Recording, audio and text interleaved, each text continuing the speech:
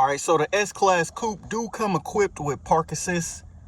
Normally, or most of the time, if you just get next to a car and you're trying to parallel park, it will say this: start park assist. If you just click OK right here, then it literally will start.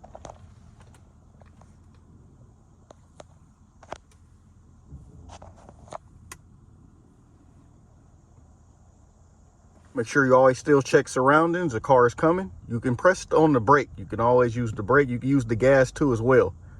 But it will steer you in the spot itself.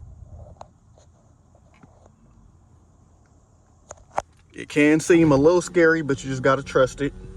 Or, still look at the surroundings.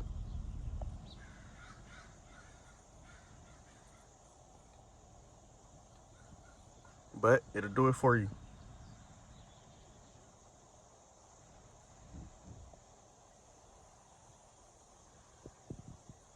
But you still got to put it in drive though. So when you put it in drive, it'll do all the work for you.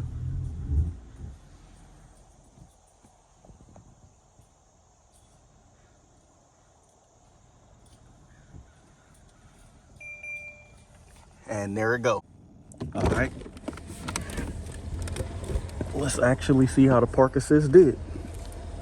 If you look, there it go. There's a lot of space right here, but that is because of me. I didn't go back more.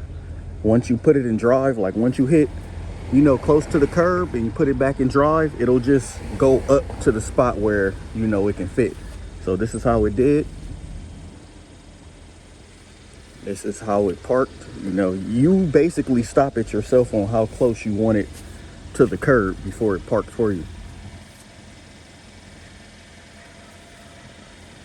And then if you want, you always can back up. Like I'm going to get in and back up some more.